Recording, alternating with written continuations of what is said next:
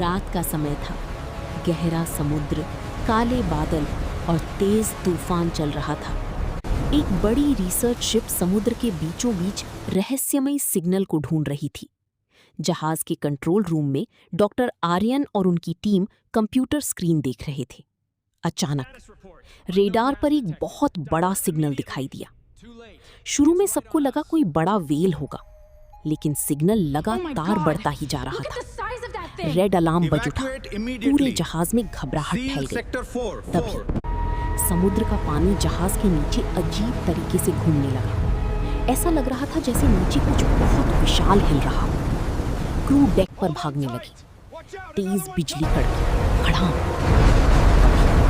समुद्र की गहराई में दो विशाल चमकती आंखें खुली। डॉक्टर आर्यन धीरे से बोले, हमने कुछ ऐसा जगा दिया है जिसे सोना चाहिए था। अगली सुबह समुद्र शांत दिख रहा था। कुछ मछुआरे अपनी नावों में काम कर रहे थे। सब कुछ सामान्य लग रहा था। फिर अचानक समुद्र कांपने लगा।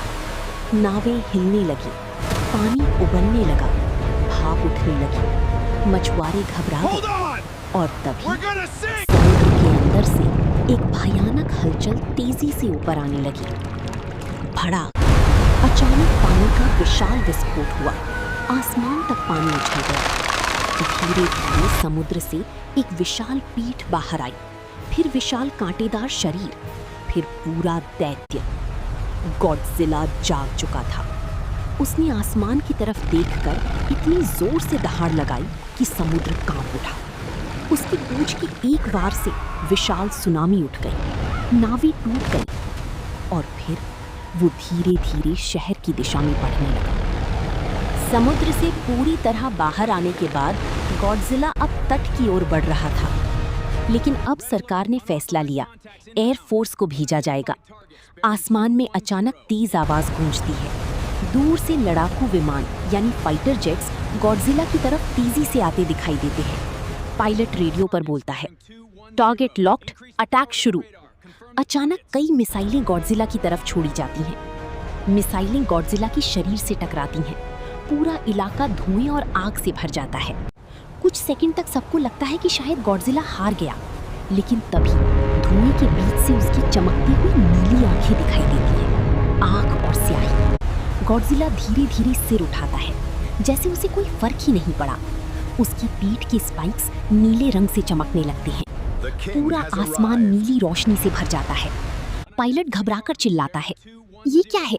ये ऊर्जा बढ़ रही है।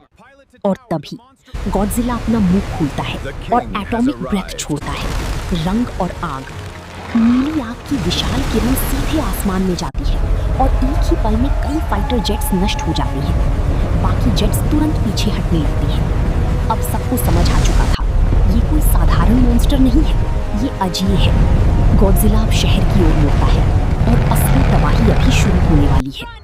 जैसे ही गॉडजिला शहर के किनारे पहुंचता है, उसकी विशाल पूंछ एक इमारत से टकराती है।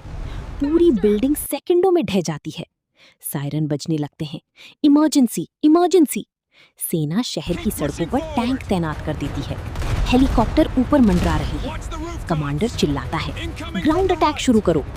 टैंक गॉडजिला पर गोलाबारी शुरू कर देते हैं। बॉम्ब, गोलों की बारिश उसके पैरों और शरीर पर पड़ती है, लेकिन गॉडजिला रुकता भी नहीं। वो आगे बढ़ता रहता है। हर कदम के साथ सड़क टूटती जाती है। फिर वो एक ऊंची इमारत को देखता है, सबसे बड़ी स्काईस्क्रेपर, ओ बिल्डिंग।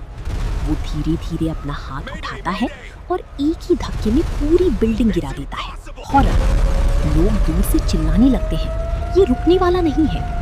अचानक गॉडजिला जोर से दहाड़ता है, डायनासोर। उसकी दहाड़ से खिड़कियां टूट जाती हैं और हेलीकॉप्टर हिलने लगते हैं।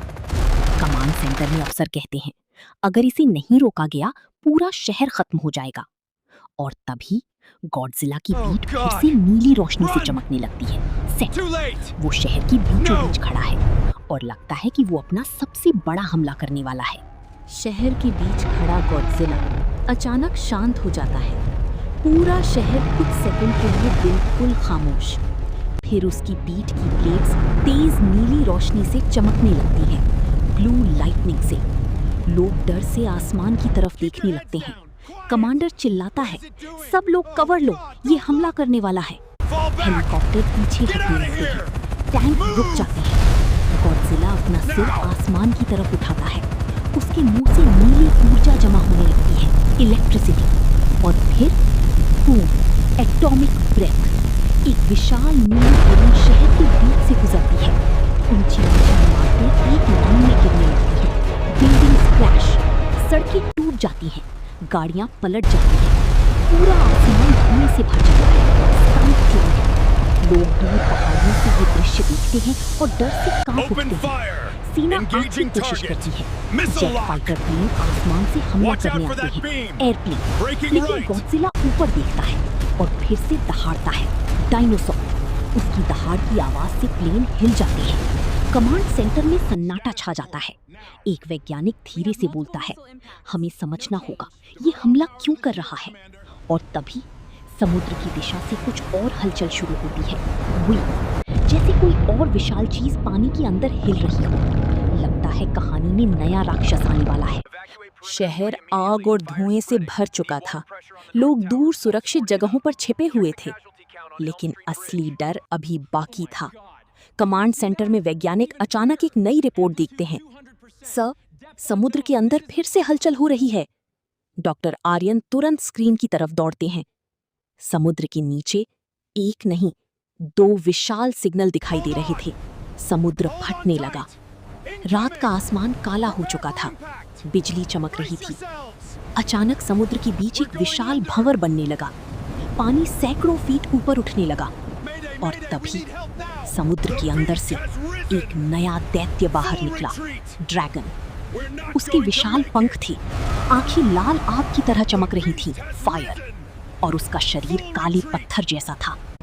लोग डरकर चिल्लाने लगे, एक और मॉन्स्टर। स्वॉर्ड अब शहर के सामने 2 विशाल दैत्य खड़े थे।